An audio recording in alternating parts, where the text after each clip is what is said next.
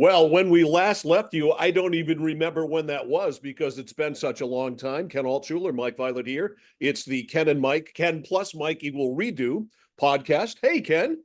Hey, Mike, how you doing? I'm well. How are you? Well, I I got a have driven, funky hip, but other than that, I'm fine. but you look good.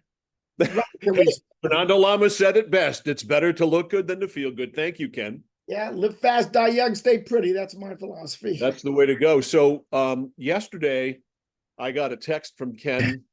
No, excuse me. I got a DM on Facebook from a friend of mine from Waterville, Dale Heward, who said, "You're not going to believe this. I just ran into Ken at Five Guys in Waterville.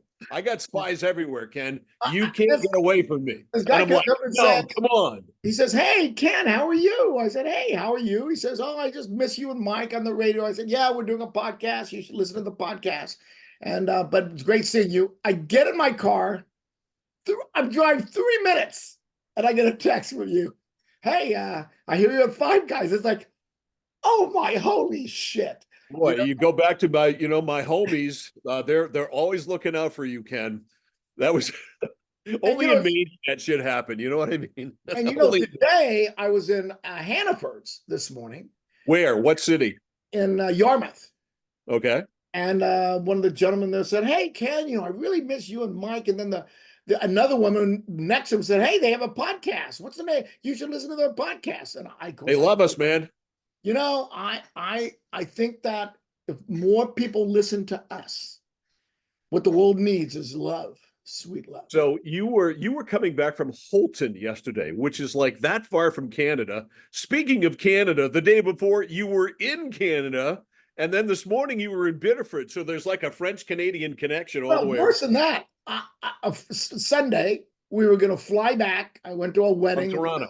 yeah, and I had a trial in Holton, and our plane got canceled, completely canceled. They said, "Well, we'll get you there by 3:30 tomorrow." I said, "Well, I'm not sure the judge is going to be very happy with that."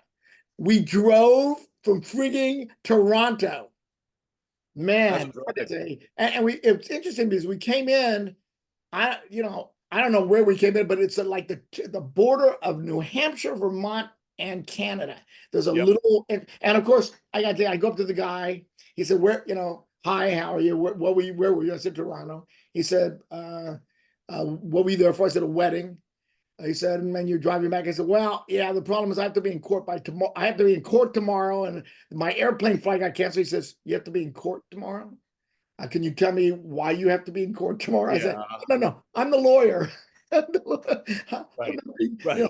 yeah, I'm going to be in court tomorrow There's because I'm fleeing the there's no jurisdiction. extradition that's needed here. It's all good. So anyway, all right. So Well, here we are in Holton. I've been well, to Holton, Dover, Foxcroft, and Calais in the last year. That's where I've been. wow. Yeah, you and of course we know back in the day you went to the Forks and literally had your picture taken in front of the sign that says the Forks. So Standing on a 6 foot snowbank to do it. yes, back when we used to get snow. So this Yeah. morning we're doing this on Wednesday afternoon.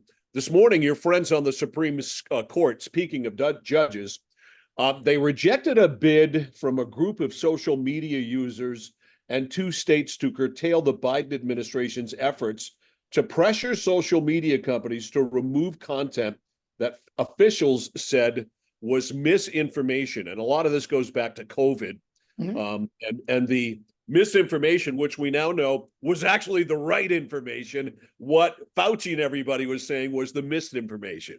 Well, I'm not going to debate that with you. You're wrong, but I'm not debating that with you. Okay. You don't think Fauci should be in prison for what he did?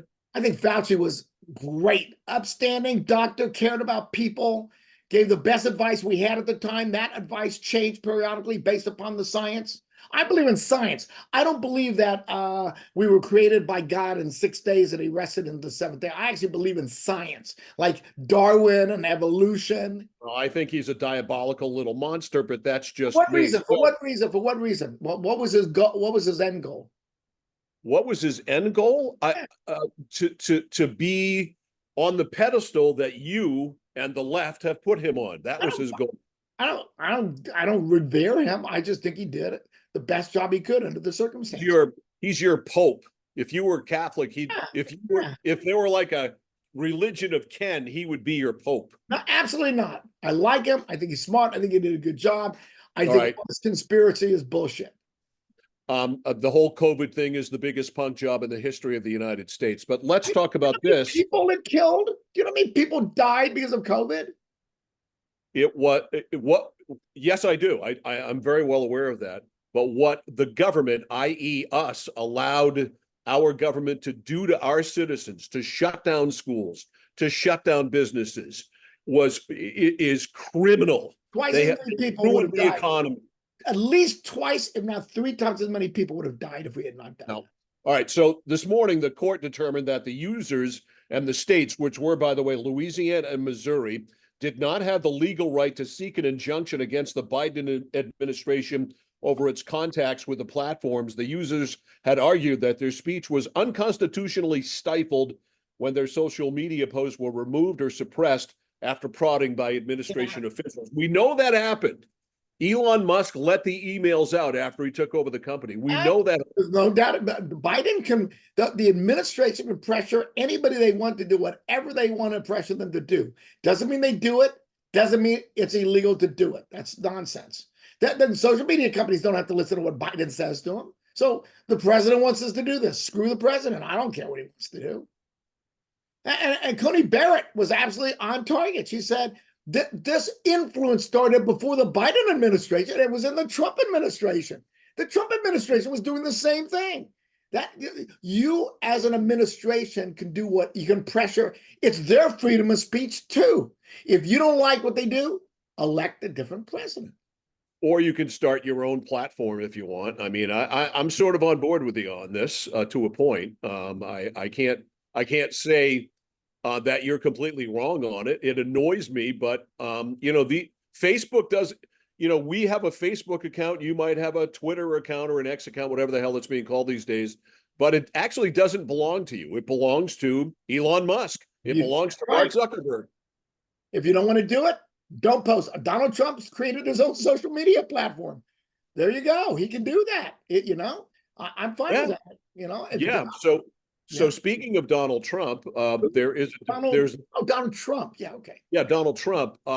A new poll out says that most U.S. adults plan to watch some element of Thursday's presidential debate, and many think the event will be important for the campaigns of both the president of the United States, the man who the mainstream media says is now, that's Joe Biden, and of course the man who was and wants to be president again, Donald Trump. This, I think, has the makings of being the biggest clown car show in the history of presidential politics. Well, I don't find these debates as a general rule very important. For example, tomorrow night's going to be June 27th. What are we, 5 months out? It's going to snow. Yeah, but it's going to snow before the precinct anyway. If you remember the Donald Trump Hillary Clinton debates, and I think people thought across the board that Hillary won those debates, didn't change the results of the election one bit. I don't think it's a general rule. But here's what I think is important about this debate. Biden, and I don't think he's got dementia. He looks feeble. People age differently, right? I mean, look at Angus King. Angus King's going to be 80. Okay, he looks healthy. Look at Mick Jagger. They're on tour right now. Have you seen Mick Jagger on stage? But there are some people who 18. Right, but Joe Biden didn't age particularly well, and he looks and acts feeble. So this debate is going for the Nikki Haley voters. That's the target of this debate. Trump's got to convince them to vote for him. Biden's got to convince them to vote for him. And so the 20% out there is who this debate is targeting.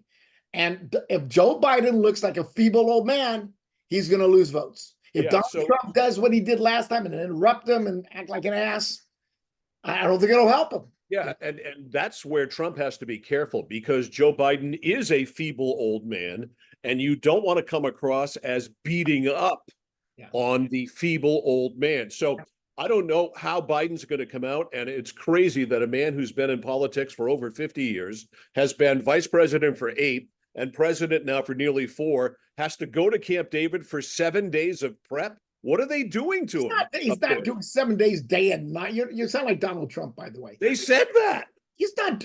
he's trying. This is PR. This president is taking this so seriously. He is working to prepare his presentation.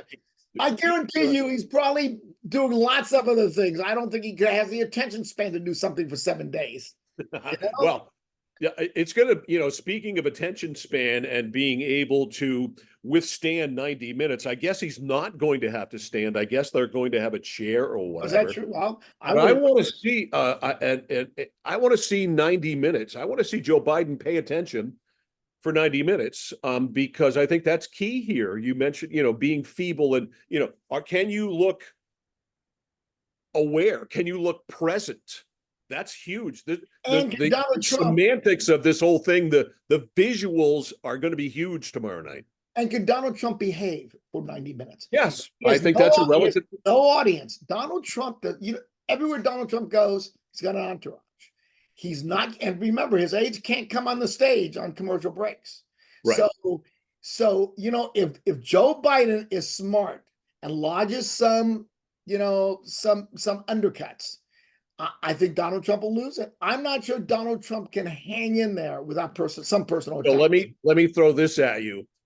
I don't think Trump or Biden can win the election in the debate tomorrow night, but I think one of them could possibly hurt themselves enough to start to lose the election. Agree? I absolutely agree. I think that's okay. So speaking of Donald Trump, Judge Judy has chimed in on Donald Trump, and I didn't realize before we started the podcast today that you're a Judge Judy hater. I'm not a Judge Judy hater.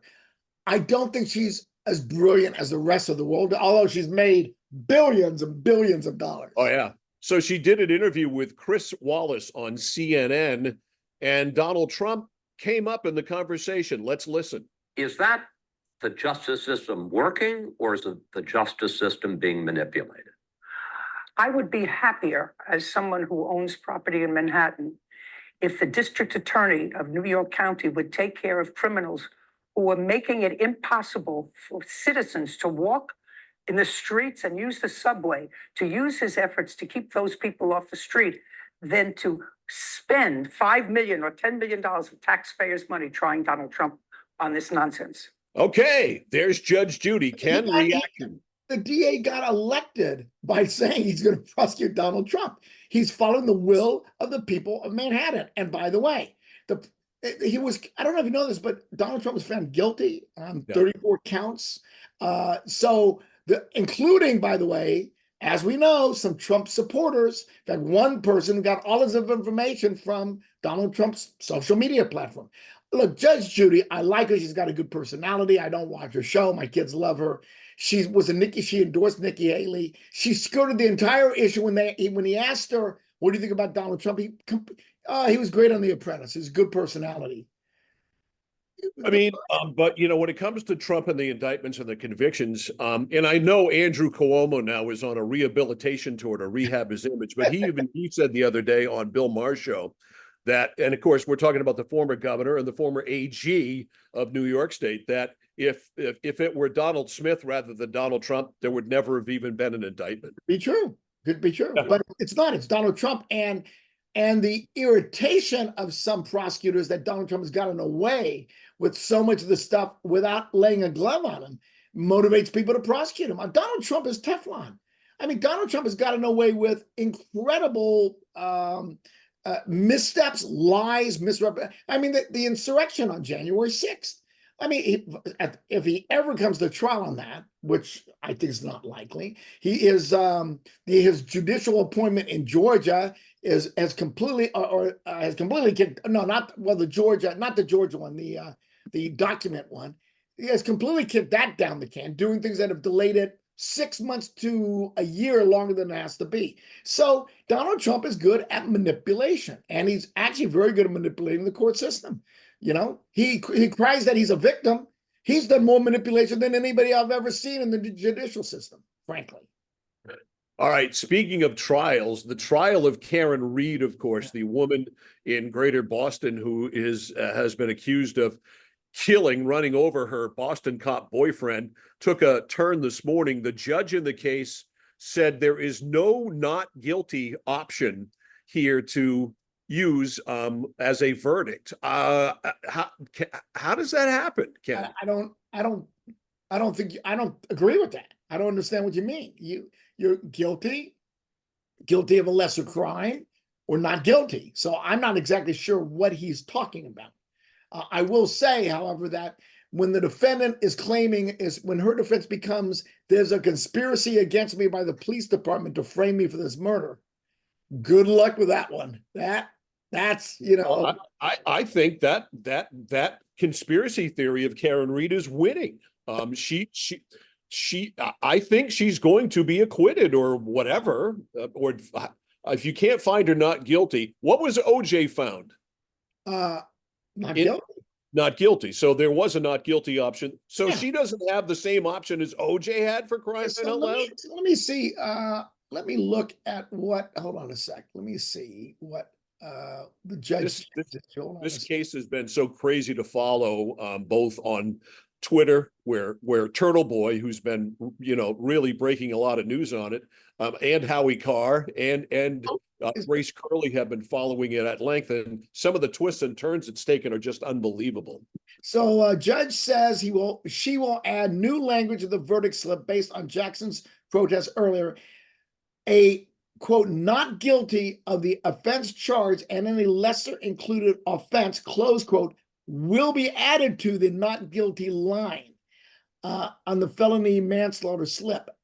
Evidently, it had more to do with lesser crimes, that if you find not guilty, can you find them guilty of lesser crimes, which normally you can do. Right. Sometimes you can do it, sometimes you can't do it, depends on what they were charged with. So for example, if she's found guilty of assault, but not murder, I don't know how you do that, and if you just have a guilty or not guilty on the manslaughter charge, then if the jury wanted to find you guilty of a lesser charge, they could do it.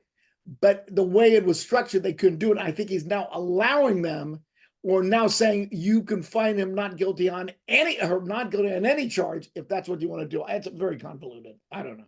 This case has been just absolutely wild with so many twists and turns, and this is the latest one. Ken, I have a trivia question I'd like to ask you. That's related to politics. You mentioned Angus King earlier, running, of course, for re-election. Please, if you would, Ken, name all three of his opponents. There are 2 Democrats and 1 Republican. I know Demi Kazunas. Okay, that's one. Ding, ding, ding. Isn't Dennis somebody? No. Democrat David Costello. Oh, David Dennis. It's the same thing.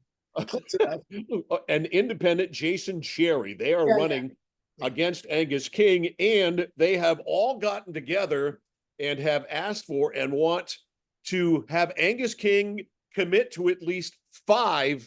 That's 5 debates. So you'd have 4 people on stage, 5 debates. Let's do a little role playing here. So you be Demi Kazunas and say to me, I'm Demi Kazunas. Senator, I demand to do 5 debates with you. Senator, I demand to do 5 debates with you. Demi, fuck off. Yes, you said it on our podcast. There you go. I agree with you. I don't even know if I want 1 debate. Why in the world would he do a debate? What you're going to accuse him of avoiding confrontation? I mean, first of all, he's going to win in a landslide. People love Angus, right or wrong. They love, and I do love. So Angus. Yeah, I mean, so you got Kazunas, the Republican, Costello, the Democrat, and what's the other guy's name? Cherry, the Independent. They're going to be lucky to get 25% of the vote combined, or 30. Yeah, exactly. He's still going to get way over 60% of the vote. The man truly, talk about Teflon, is unbeatable in election. By the way, Costello, I thought he had some really great hits, particularly Allison. I thought that was one of his best songs. No doubt about it. And his wife, whose name escapes me at the moment, Diana Crack. She's great. Yeah, great. Kind of a jazzy, Diana Krall. Yeah, Krall, right. Yeah, she's fabulous. Yeah. Hey, did you notice the Boston Celtics won the NBA championship? Yeah, but I was pretty disappointed that they didn't sweep. Why? I want them to sweep. Oh, well, they call that a gentleman's sweep. So So Well, I last think it's Monday good that night, they waited till they got back to Boston, and I like so that. last Monday night for Game 5, I stayed up for the entire game, and of course I get up at 4:15 to go and do my show. So I stayed up for the whole game. Then of course I couldn't go to sleep because I was on Twitter and scrolling around watching the post game show. So I ended up in bed at 1 o'clock. Oh, wow. You can imagine what kind of shape I was in at 4:15. Ken, 20 years ago, we used to do it really easy. We'd stay out late and come in and do our show and, Of course. at Yeah. it. It took me about 3 days to recover. But the parade that I saw Friday in Boston, I didn't go, I just watched on TV. Other than the '04 Red Sox parade after they broke the curse, that's the greatest Boston championship parade I've ever seen. Yeah. It No, was I great. agree. And they are a team. I'm not gonna say dynasty, but I think they're the odds-on favorite to win next year for sure. I've already seen a poll out on Twitter this morning. If you had a choice, would you take the Celtics next year to win it all again or the field? I would take the Celtics. I think I they are would the too. limited favorites to win again. This was Although I would probably bet that the Patriots will be under 500 before I would vote for the. I mean, I think it's more of a sure bet that the Patriots will not win 500%. I think both of them are pretty sure bets. Yeah. But just think of this team, which went wire to wire. They had the best record in the NBA, and the pressure that was on them because everybody, and I said it on my show on The Score, everybody said that anything less than a championship would be a huge disappointment. This team was built to win. So you have that on your back the whole year and you come through and you do it in impressive fashion. I so enjoyed this year. This was so fun to be, to be a fan of. And I think again, New England sports fans proved how lucky we are. We need to know how lucky we are. And I always say, who has it better than we do as New England sports fans? And B, they showed up at that parade on Friday big time. You know what I heard because I don't follow basketball like I do football, but what I had heard on sports shows was that conference is light. They're not as good as the other conferences. They're playing lighter competition. So when they get to play in the finals, they're playing a really tough team, and so forth and so on. But they proved that wrong. Clearly proved that. Well, as far as I know, you don't have control over who you play in the playoffs. Whoever wins and shows up is who you play, and they took care of them easily. They lost 3 games in the playoffs. They were 16-3. I know, unbelievable. And by the way, before we leave sports and leave the podcast, Caitlin Clark and Angel Reese. What a contrast. I mean, it's not quite Larry Bird and Magic Johnson. Well, it's funny because Magic came out the other day and said that it was Bird and Magic, but really, of course, you've got the black-white element there. Yeah, which is same with Bird and Johnson. Yeah, but race wasn't a part of Bird and Magic. Of course not. Of course this not. was, and I think it is part of this. There's no doubt about it. She is, and that was if the Lakers and Celtics could be described as a friendly rivalry, because it wasn't. All I can think of is Kevin McHale clotheslining Kurt Rambis in that playoff game. That wasn't very friendly. But Magic and Bird, there was a healthy dislike between them, but it was a different dynamic than this. They respected each other. They're going after this girl, and this girl is literally saving this league. I mean, the other night, the Reese game, the Chicago, what's their name, the Sky, and the Indiana Fever were supposed to play in a building that seated 9,000 fans. The ticket demand was so much they moved it to the bigger building.